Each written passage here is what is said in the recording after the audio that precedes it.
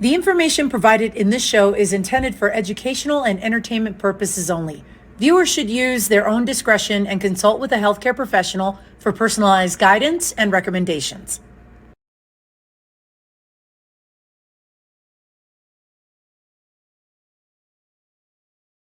Hello, everyone. You are watching The Health Revolution, the show where we are bringing you engaging conversations, elevating health and wellness, and empowering transformation. I'm your host, Adriana Morrison, and we're delighted to have you here. It's now the time to have the right conversation so that we can propel our lives to a higher level of growth and success.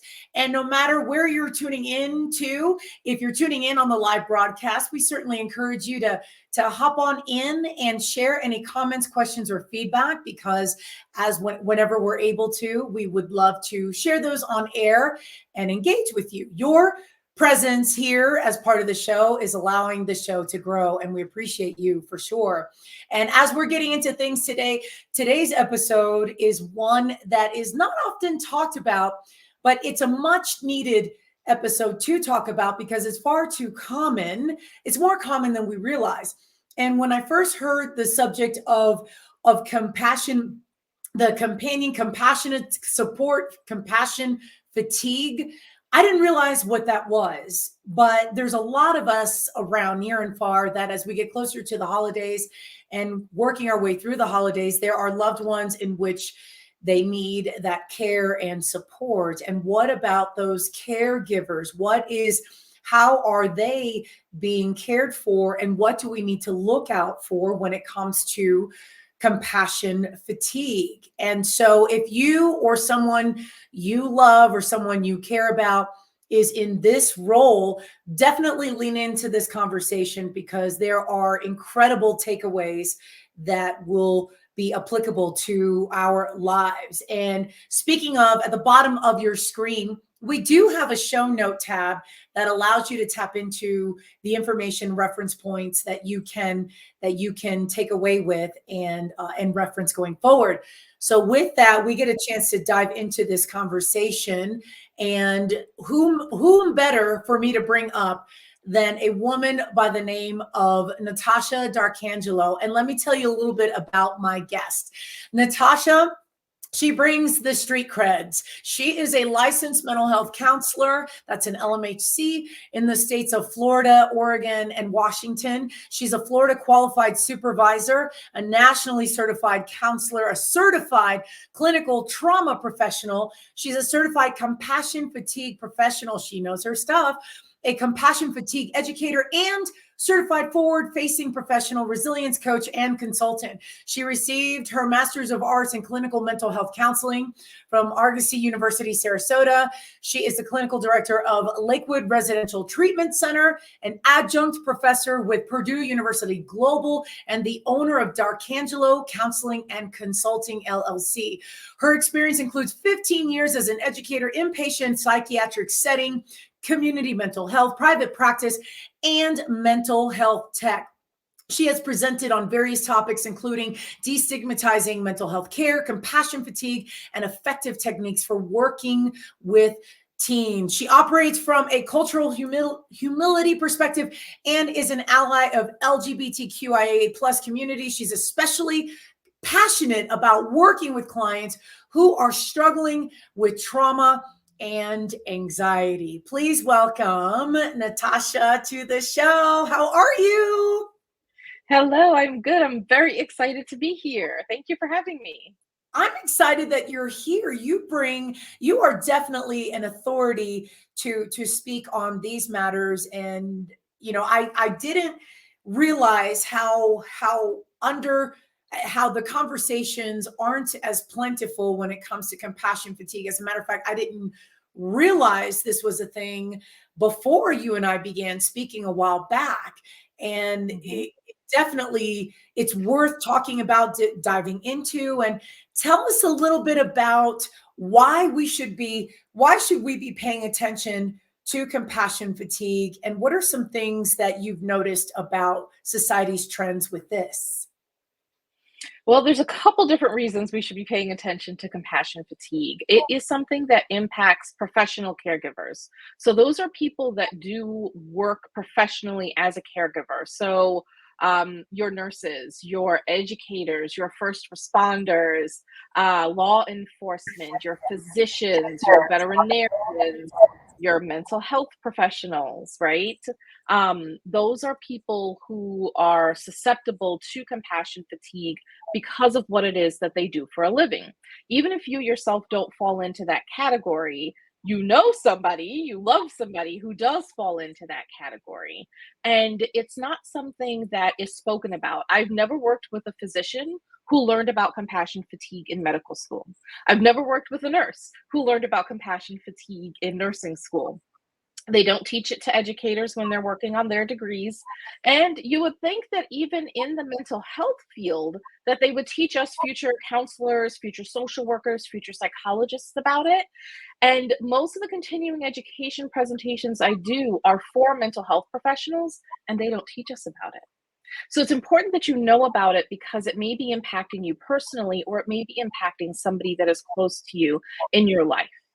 And what oftentimes happens is when you sign up to be a professional caregiver, part of the unspoken contract that you sign is you're going to be taking care of other people. And you understand that there are certain stressors that are going to come along with that. But this is more than, I had a 16-hour shift at the hospital and I'm just exhausted. It's more than that. And what I've seen happen is caregivers blame themselves and they think that there's something wrong with them, that they no longer have the passion that they used to have, that they're tired, or they're not able to give the care that they used to give, and they oftentimes will blame themselves. And a lot of times they think that the only solution is to leave the field. But we need nurses now more than we ever did. There's a shortage of mental health providers across the country. There's a shortage of teachers across the country. And so I'm really passionate about bringing awareness because I'm trying to help people understand that they can be sustainable in those caregiving roles. And the solution doesn't always have to be that give up your job and maybe start working out as like a cruise line operator and just sail around the world for the rest of your days.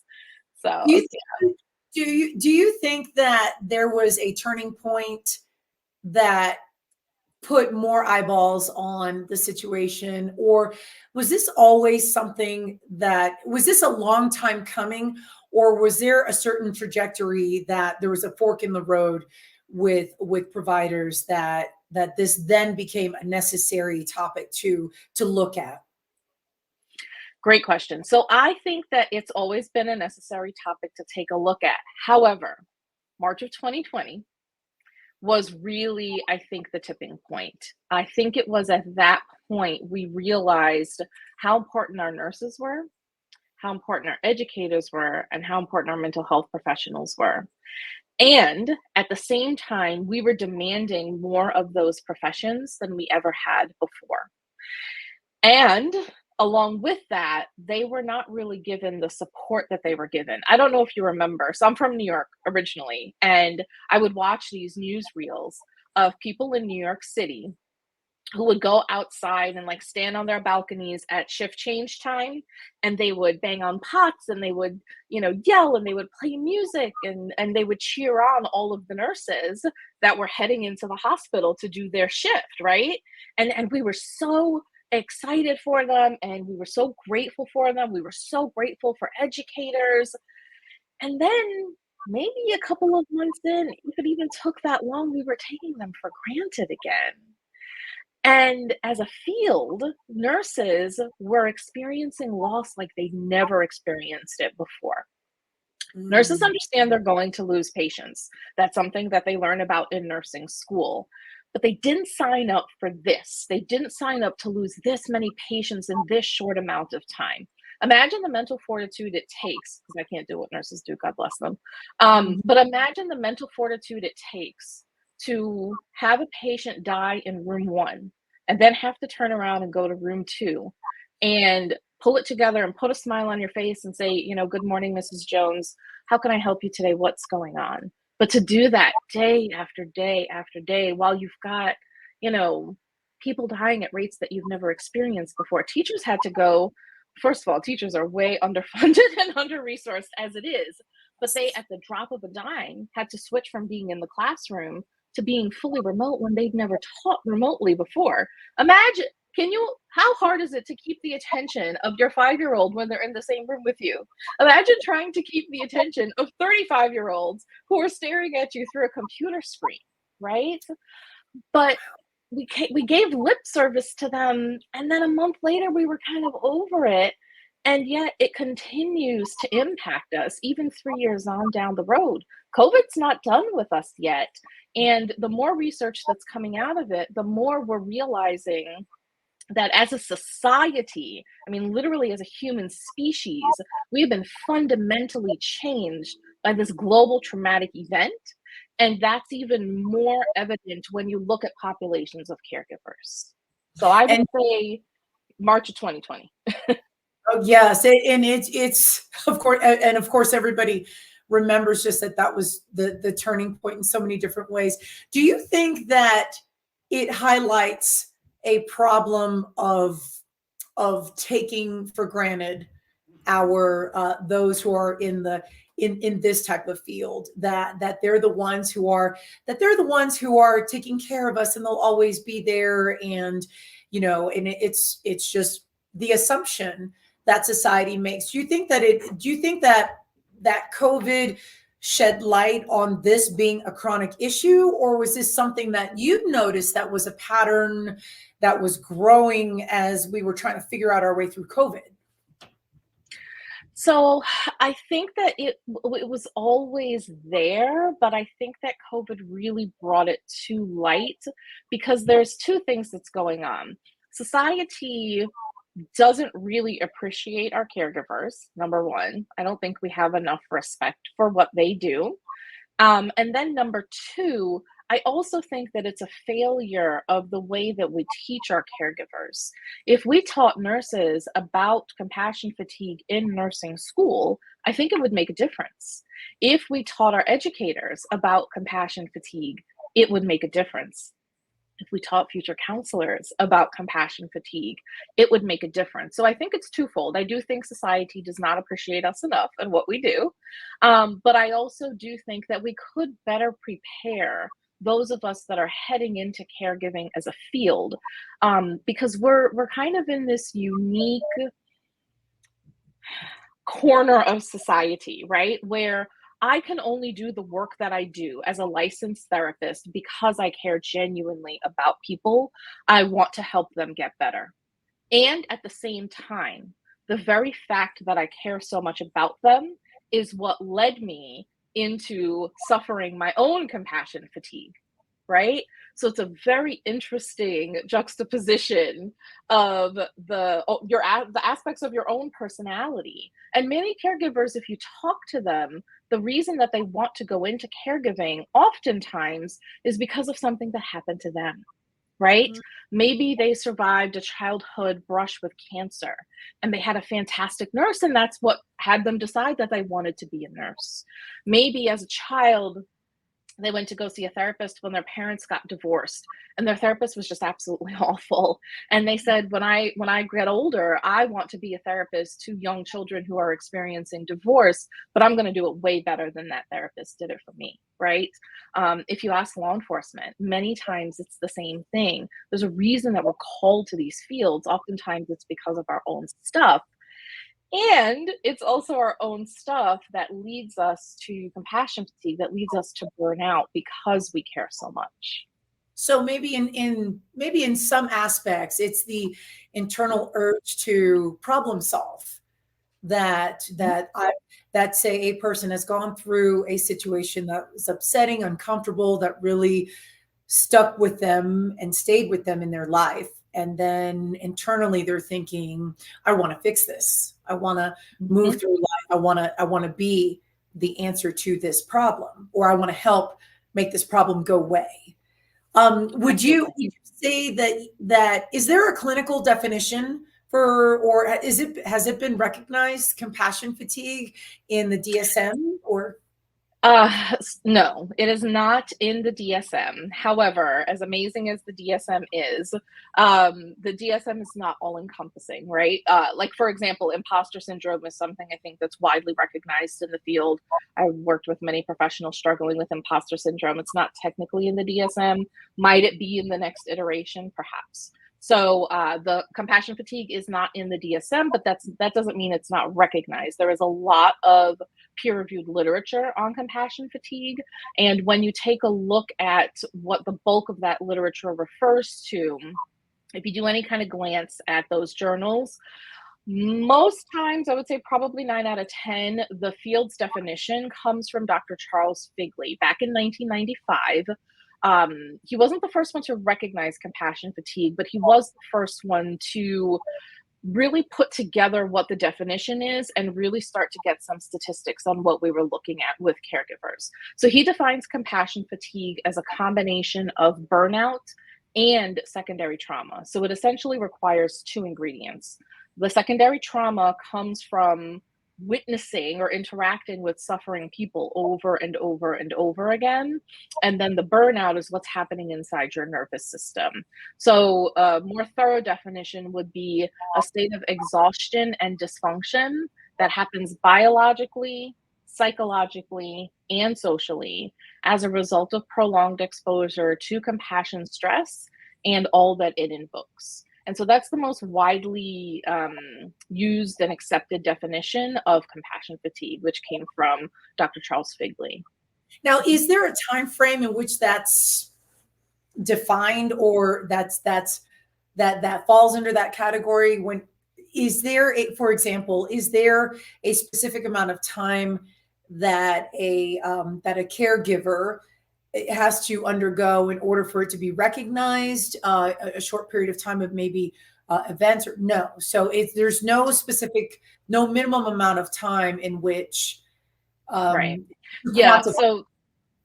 Right. So if you take, for example, the definition of PTSD, post-traumatic stress disorder, which is in the DSM, we're currently on the DSM-5 TR, so that's the revised edition. It was published earlier this year, actually. But if you look at the definition of PTSD, one of the subcategories is that symptoms had to have been present for at least 6 months. Compassion fatigue doesn't have a time limit. The reason that it doesn't have a time limit is because many of us caregivers go into these fields carrying our own traumas with us unknowingly. And it's the combination of our own traumas and then being exposed to the traumas of the people that we're working with that kind of lead us down the road of compassion fatigue. So that's why there's not like a time limited thing.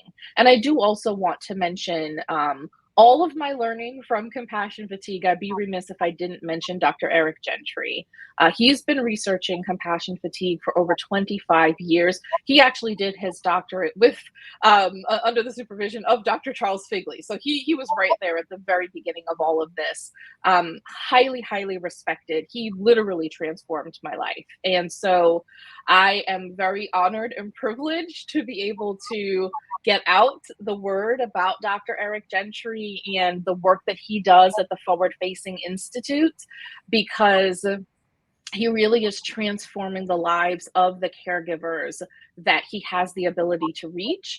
And I completed his cohort last year, and I'm now able to go out and spread the word about his research. And so I'd be remiss if I didn't mention that. That's where all of this stuff is coming from, is from the knowledge that I gained from Dr. Gentry. That's fantastic. Would you say that now there's this exponential growth in studying compassion fatigue, and that is it gaining the traction that you want to see, or do you feel like it's gradual? I think it's more gradual. I think that, first of all, it's nobody's talking about compassion fatigue in educators. I mean, like, nobody.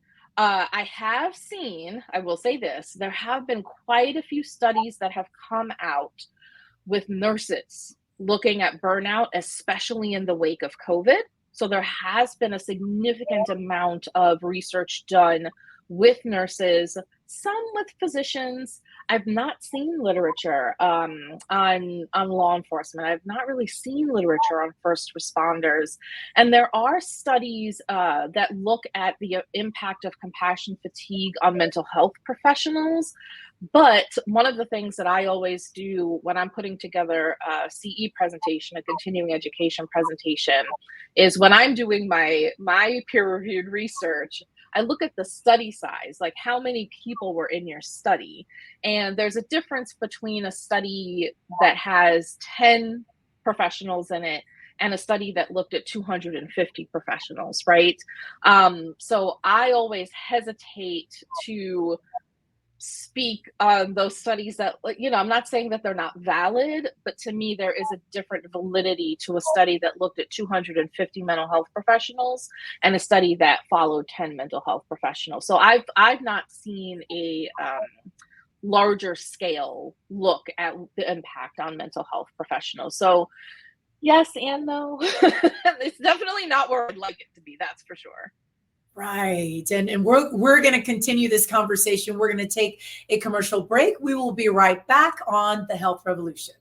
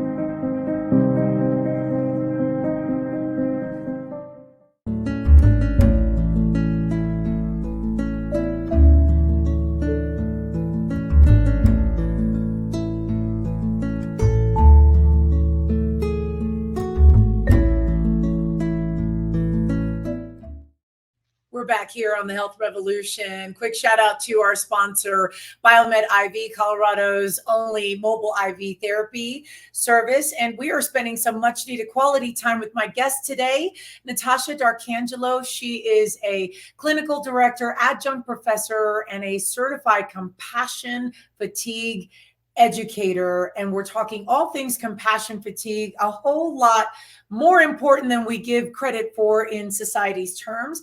And before break, we were talking about the different areas in which it's gaining traction, the conversations in compassion fatigue. I know we were going into, you started to delve into the what defines it. And what do you notice, Natasha, about the trends? Are there any specific groups within caregivers? Is there any profession that's seeing a skyrocketing climb of compassion fatigue that's happening? What have you noticed with that?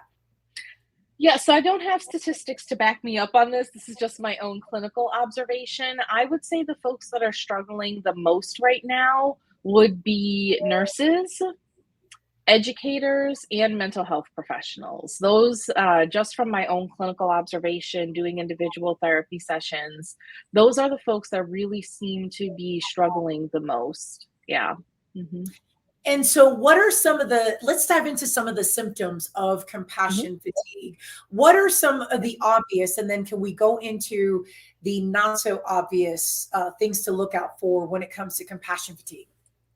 Absolutely. So, Dr. Gentry, who I referenced a little bit earlier, he's my go to expert on all things compassion fatigue. He actually categorizes it into symptoms into five major categories. So, the first one is physical. That's when you're noticing that you're feeling more tired, you're not sleeping as well, you're maybe taking more sick days. So, first category would be physical.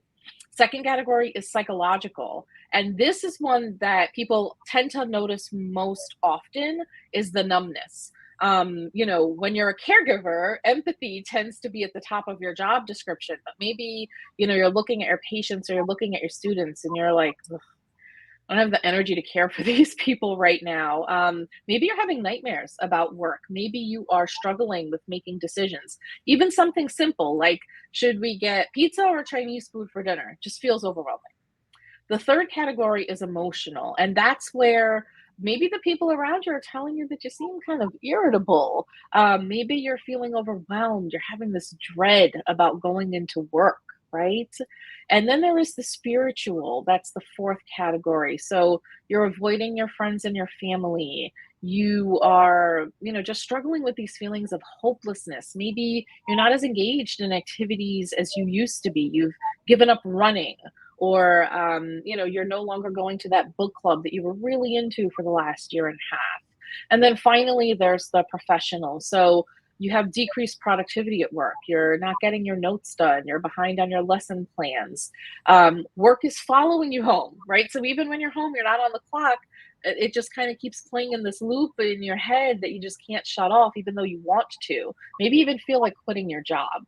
So those are the five major categories: the physical, the psychological, the emotional, the spiritual, and the professional. And different people are really going to notice different things. And I will say this too: a lot of times we don't notice it ourselves. It's the people around us that are saying, you know, you just don't seem like yourself. And we tend to get defensive and we don't want to listen to them. But if any of that's resonating with you, you may want to take a deeper look at what's happening. So this brings up a question for me that I definitely want to ask you. How can you distinguish between the hardships of what's happening environmental wise with work and, like, say, the work environment being, say, toxic, where Mhm. it's just in other words, if you have the circumstances of work just being taxing to where the idea of compassion fatigue comes into play versus the work environment just not being productive, and or it's not very serving, and now it just becomes this recoiling. How do you distinguish the two? So a lot of times it's very much related. So when I found that I was struggling the most with compassion fatigue is when, looking back, I now know those were toxic work environments, right? I wish I knew then what I know now, but you live and you learn. And it definitely plays into it. Now, here's the thing though. I recently wrote an article for the L2 blog on toxic workplaces. And what oftentimes happens, and I know because I've been there, is you're in this toxic work environment. The bureaucracy is making the worst decisions in the history of decision making. And you're like, it's the workplace. It's, if I just got out of here, it would be all better. And that's probably not true. Here's the reason why. And I'm not saying that the workplace is not contributing to what you have going on. But even if the workplace is toxic, your traumas are going to follow you to your next job. And even if that next job is amazing and supportive and pays you well and has a great benefits package, your unaddressed traumas are still going to be living inside your nervous system, right? And so a lot of times I have clients that come to me and say to me, I don't understand. I've switched jobs 5 times and I'm still struggling. And this is the best boss that I've ever had. And again, it's that, what is wrong with me? Why can't I get over this? I hear that all the time. And the reason you can't get over it is because your nervous system is sending up a red flag and the oil change light is on in your dashboard. And your nervous system is trying to tell you, hey, there's stuff going on inside here that you haven't addressed. And until you address that stuff, the more toxic the workplace is, the more of this nasty cycle it's going to feed into itself. And oftentimes, what I see happen is we feel powerless.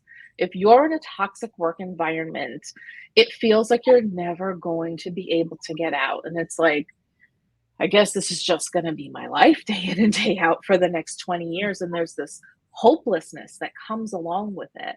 My argument is that even in the most toxic of workplaces, you still get to control what happens inside your nervous system. And if you're not in tune with what's happening inside your nervous system, you're not going to be able to make good decisions about whether or not you should leave that job. Sometimes the answer is you need to leave that job, but not always. But you can't know that if you're in a nervous system that's constantly in panic, fight, or flight mode. And that's what I educate people on, is getting to know their own nervous systems better so that you can make a decision about leaving that job, not from a place of everything is terrible here and I just need to leave. Because then you get to the next place and it's not any better. And now you think there's something wrong with you. So you run off and join the circus. Yes. I love that. No, but I do love how you distinguish the two, and that you're speaking about how this does contribute to, how this can potentially contribute to the overall situation, that the environment and work in and of itself.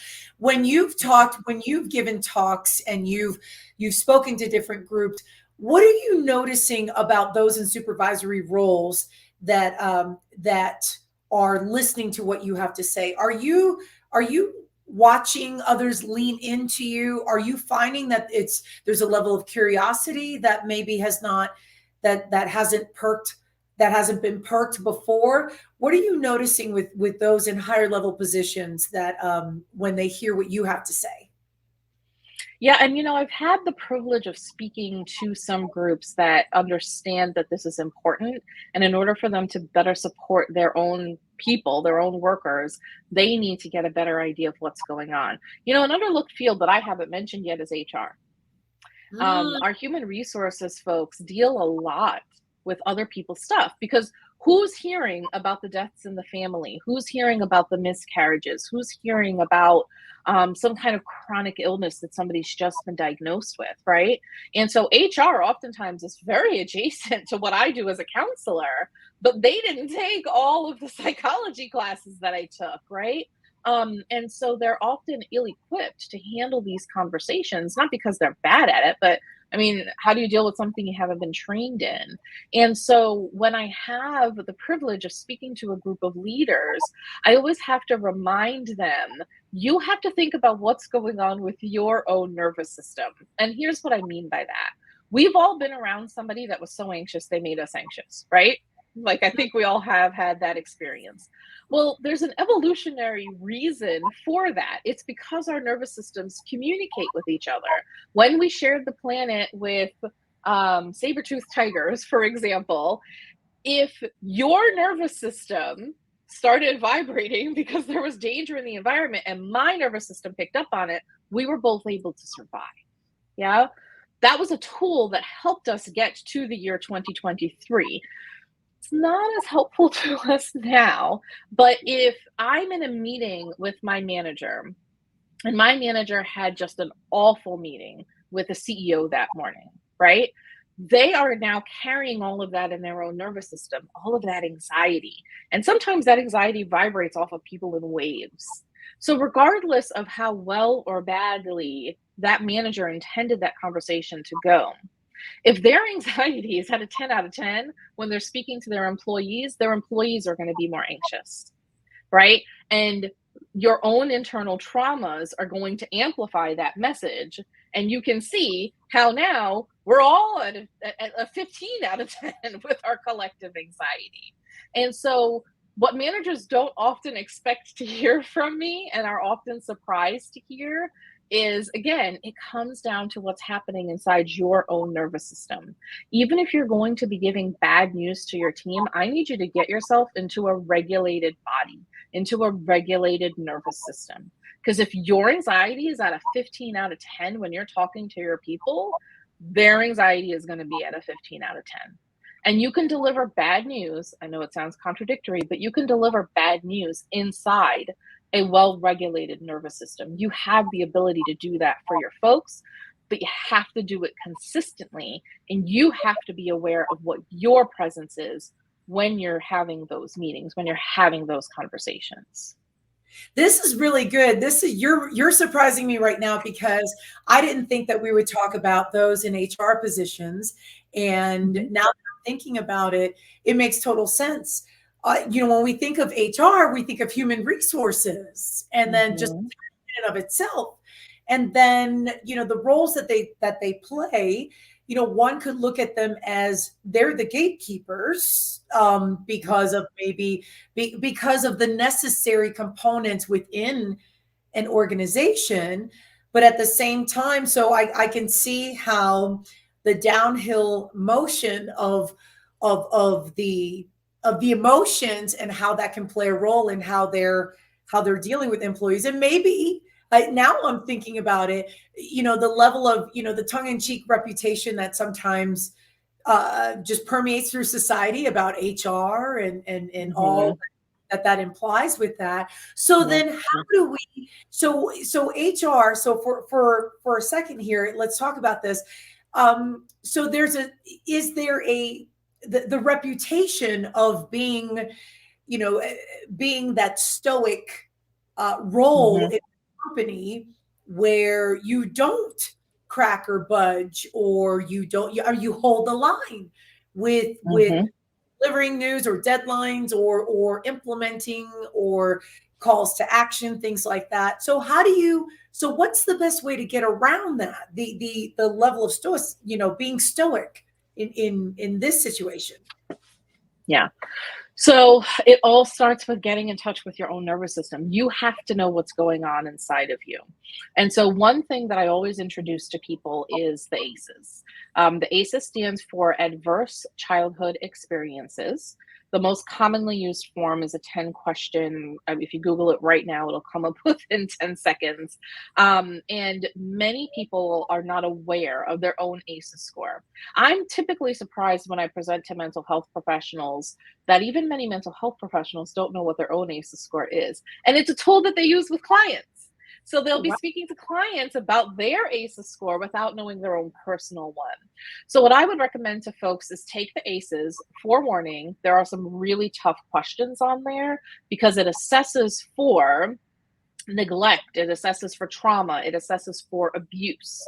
And what an entire body of research on the field of trauma has shown us is that the higher your ACEs score is, so an 8 out of 10 is a really high ACEs score, the likelier it is you're going to have both physical and psychological impacts as a result of the traumas that you experienced as a child, right? There's a book called The Body Keeps the Score, where Dr. Van der Kolk talks all about this, that continues to live on in our nervous system. So if you are talking to, let's roll with our HR example. Let's say that you're talking to an employee who is telling you about an experience that they had where, I think unfortunately a lot of folks are dealing with overdoses right now. It's kind of a common story around the US. And maybe you grew up with a caregiver who overdosed as well, right? And let's say I'm the HR person. So now I've got somebody in my office telling me about this overdose story, and not consciously, but my nervous system is becoming activated to go into fight or flight because their story so closely mirrors mine. And if I'm not aware that my nervous system is going into fight or flight, I'm now starting to vibrate at that 15 out of 10 with my anxiety. And my nervous system is telling me I either need to fight that person or I need to get the heck out of that room, right? Because my nervous system, my brain's trying to keep me alive. It has detected danger in the environment. But we ignore our nervous systems and we say, shut up, nervous system. You have to talk to this person. This is your job. So now you've got this internal battle going on. Well, no wonder you're exhausted at the end of the day, because you may have had to have 10 conversations with people that day. So the first thing that I always teach people is learn what your ACE score is. And number two, and I know it sounds silly, but you have to reteach your nervous system the difference between a real threat and a perceived threat.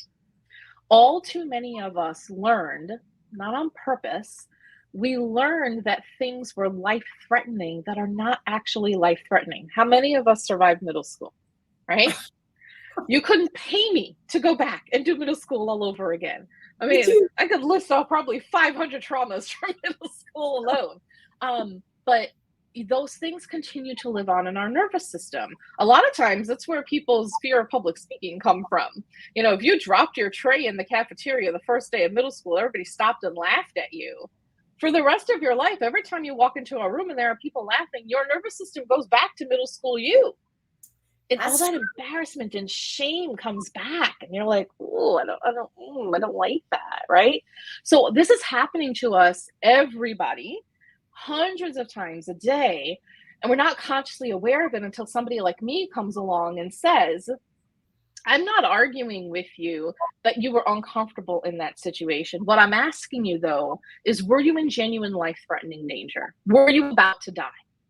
And if you are not about to die, it doesn't require your panic, fight, or flight mode.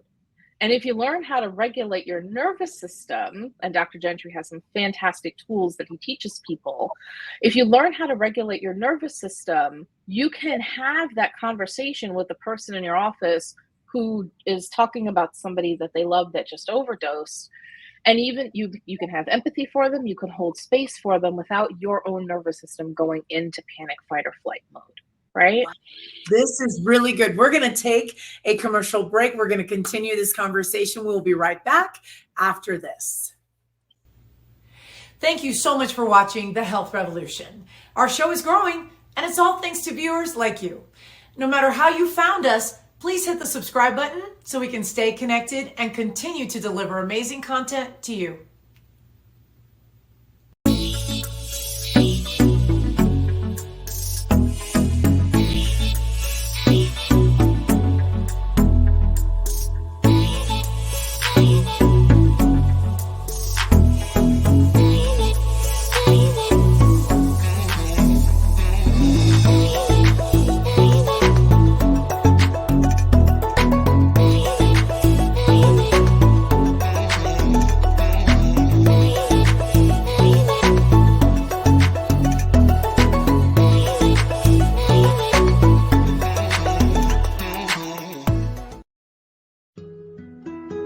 Life is so fragile, and we're constantly reminded just how fragile life can be, especially when we or a loved one is told we have cancer. Cancer survivor myself, I can tell you, we still feel very alone in this journey. There's a study that's been shown that patients who are socially isolated have a worse prognosis, have a worse outcome than patients who are socially interconnected. Buddies for Life is a non-profit cancer support group for those whose life has been impacted by cancer. Humor, hope, heart, and hugs. Humor, hope, heart, hugs, and a whole lot of love. Share this with your friends and family and support this community in every way you can. No one should face cancer alone. I am a chemo buddy for life. We are a buddies network. No one does cancer alone. Be a buddy. And we are all here for you as a community of love. We are chemo buddies for life. And if you've heard 3 words, you have cancer, for yourself or someone else, you belong with us at Chemo Buddies for Life. Healing through connections. We're back here on the Health Revolution, spending some incredible time with our guest today, Natasha Arcangelo, certified compassion fatigue professional. And I got to tell you, time is flying by. I'd love I mean, you're dropping some major nuggets here, which I'm incredibly thankful. I love how you started unpacking the different scenarios to be on the lookout for, and I love how you shared examples of words that we can use to at least start the conversation with someone who we care about or someone that we know that say we suspect is going through compassion fatigue, especially with everything that you've highlighted. What are some of your favorite ways to keep that in check, you being a professional yourself? So, once again, I know I've mentioned his name a lot, but there's a reason for it. I always go back to what I learned from Dr. Gentry. So he has 5 ingredients to what he calls essentially a vaccine, right? To help us with compassion fatigue. And the first one is self-regulation. That is the ability to recognize, I may be uncomfortable right now because of something that this client is sharing with me, but I'm not in life-threatening danger. I'm not about to die. So I'm going to regulate my body. I'm going to shift myself out of panic mode, and then I can be more present with them. The second piece is intentionality, and this is where a lot of caregivers have kind of drifted away. That's getting back to being principle-based as opposed to demand-driven. When I was really at my lowest with compassion fatigue as a mental health professional, I was working for a place that was essentially asking me to commit insurance fraud. And it felt so uncomfortable. That's not why I became a therapist, but this is what my job was telling me to do, right? Now I look back on it and I can see the reason it made me uncomfortable is because those are not my principles. I didn't sign up to be a therapist so that I could commit insurance fraud, right? And many of us, because of the demands of our workplace, have drifted away from why we originally got into this to begin with, right? Which leads into the next piece, which is perceptual maturation. That is understanding that what other people think about me does not determine my worth as a person, as a professional. That was a tough one for me to hear because so many of us are socialized the exact opposite way, right? That's true. Dr. Gentry loves to say, what other people think about me is none of my business. And once I stopped determining my worth as a professional based on what my supervisor rated me, it opened up a whole new universe to my nervous system. Honestly, like it's so freeing. And there's a mission statement exercise that he has you go through, and I have mine. This is my home office, but in my work office I have it hanging up where I can see it every day, and it's my daily reminder that my work, my purpose is to help others. If I'm doing that, then I'm winning, regardless of what my performance evaluation says. Today I did my best, and my best is good enough. So this is a testament. Oh, sorry. No. Go ahead. And you also need a connection. You need to have support people around you, people that you love, people that you trust. Nobody's going to get it like other nurses. Nobody's going to get it like other mental health professionals. You need to have people in your life that you can talk to about these things. And then finally, it's the stuff we always tell people. You need to sleep well, and you need to eat well, and you need to exercise regularly. And we're really good at telling other people that stuff. We're not so good at doing that for ourselves. So those are like the 5 ingredients. And when I tap into those things, I do better. Today, in fact, I had planned on doing this interview from work. That was our original intention. And I woke up this morning and I was just really tired, and it's dreary today here in Florida. And I said, you know what? I'm going to take a sick day. And I don't feel guilty about it. I'm home today. I needed it. I feel better. I feel much more engaged with you than I probably otherwise would be. And again, that's how I live this stuff every day. I am not a bad therapist because I needed to take a sick day today, and I'm doing this from my home office instead. So it's a lot of reframing around a lot of the thoughts that society or our caregivers have placed in our heads. Yeah. And I think that this is profound, that mindset is key, and that the mind has such another example just of all that you've said, being that the mind is such a powerful part of our lives, that we are now noticing and we're recognizing for the influence that it has over how we respond, how we act, all of that. And I think that that's, obviously that it's true that, we if we can control if we're able to influence what's between our ears, then it's a huge difference maker in so many ways, for sure. Mm-hmm. So we're going to take a quick commercial break. We will be right back after this.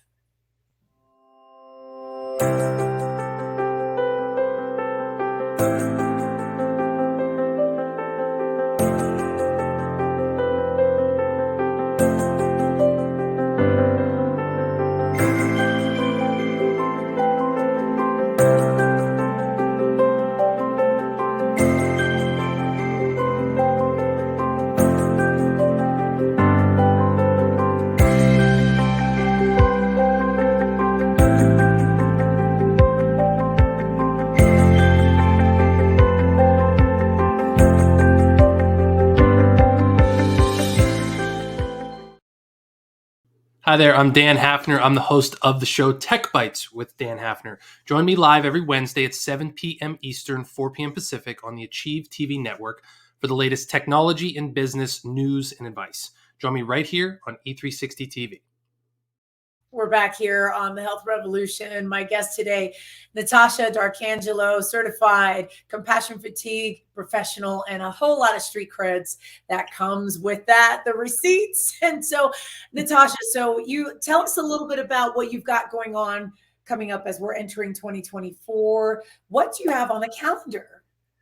Sure. So I am currently booking speaking engagements for next year. So if you are looking to have an experienced presenter, dynamic, engaging, come in and speak to your organization, whether it's trauma-informed care or maybe this compassion fatigue stuff is resonating with you. I am currently booking engagements for 2024. I'll be speaking to clinicians as part of the Chicago Minds group in January. Keep an eye out for the L2 blog. I just wrote an article for them on workplace burnout, but I'll be doing another one. I'm going to be doing like a holiday survival guide from a licensed therapist. But yeah, if any of this is resonating with you, if you're interested in learning more, definitely feel free to reach out. My website is available to you, and I am actively booking for next year. Mm-hmm. Yes, and we put your website on the screen for everyone to tune in to.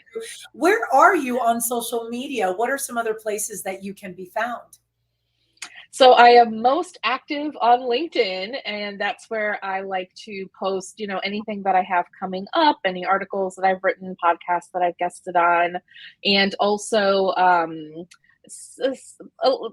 more of my website is where I kind of have a library of where I have been previously, so you can have access to some of the links that I've previously recorded.